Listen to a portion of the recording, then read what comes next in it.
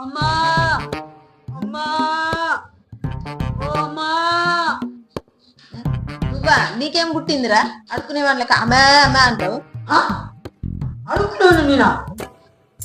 మరేంద్రా లేకపోతే అడుకునే వాళ్ళకి అమ్మా అమ్మా అనుకుంటా ఏంది చెప్పు. ఏం లేదు స్వరూప, నిన్న మొన్న కాండాలి కదా, అటు ఏంది అడుక్కునేలాగా అంటావు నన్ను?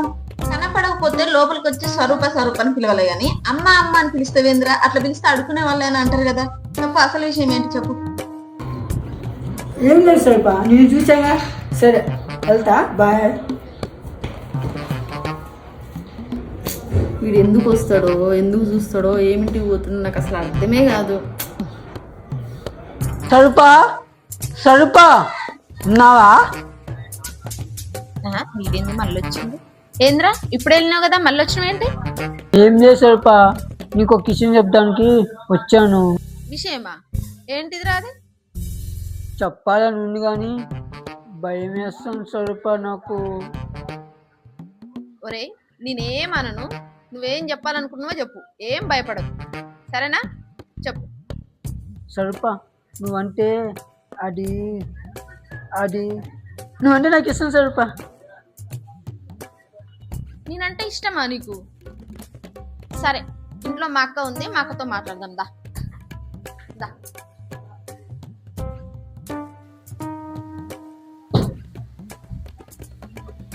అక్క ఈడివిడే మన ఇంట్లో ఆల్రెడీ పనులు ఉన్నారు కదా, కొత్త పనుడు ఎందుకు మనకి? అక్క పన్నోడు కదే, వాడంట నన్ను ఇష్టపడుతున్నాడంట. ఏంది ఇష్టపడుతున్నాడా? ఆహా, అయితే నాకు కొన్ని కండిషన్లు ఉన్నాయి, దానికి ఒప్పుకుంటే ఓకే. చెప్పండి గారు. అదేంట్రా అప్పుడే వరుసలు కలిపేస్తున్నావు? మీకు చెల్లిని పెళ్లి చేసుకుంటే నువ్వు వదిన అవుతావు కదా వదిన గారు. అబ్బో మంచి కళలు ఉన్నాయో నీ కాడు. మీ చెల్లి రోజు నా కళ్ళ పడుతుంది వదిన గారు. మీ కలర్ గిలలు ఆపండి, ఫస్ట్ నువ్వు కండిషన్లు చెప్పక్క. కండిషన్ నెంబర్ 1, మా చెల్లె మార్నింగ్ 9-10 లేస్తుంది మార్నింగ్. ఈ లోపు నువ్వు మధ్యలో లేపావనుకో నీకు పగులుతుంది.